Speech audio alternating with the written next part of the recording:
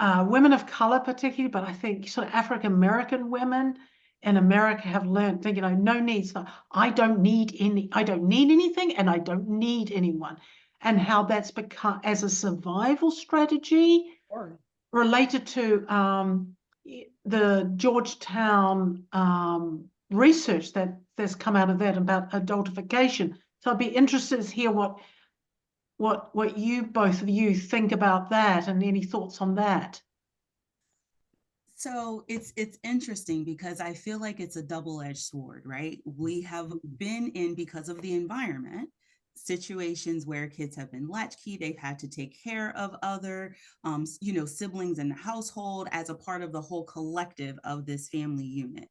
And so their Black girls tend to have this maturity level, and that somehow translates into that they don't need this nurturing, they don't need this protection. And then when we look at it from the research, that's not actually the case. And so what we do is we now have these girls who are unprotected.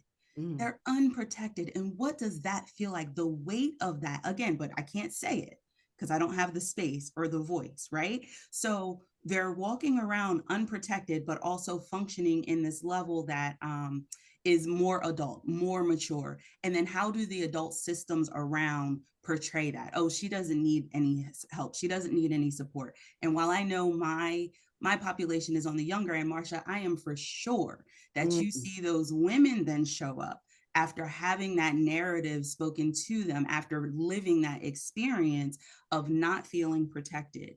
And then where do you search for that? Because you need it innately. You feel it. You feel it in your body that you need that. And so where do you go to look for that protection, that nurturing, when, as you said, my mother might not have been able to provide that for me because she was surviving.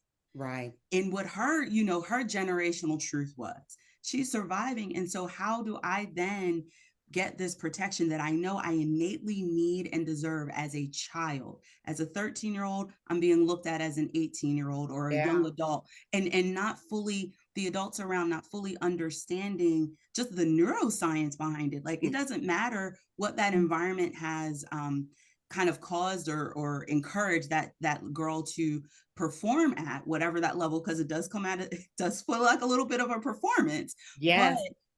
the brain is still only function to a 13-year-old brain. And where's that grace given to a little Black girl to simply be a 13-year-old? So much of the work that I do is kind of pulling back those layers of, okay, what does that mean to truly be a 13, 14-year-old and not having to be an adult, not being adultified? Even just seeing little girls being able to sit in that space, it's uncomfortable sometimes because they don't know what that feels like.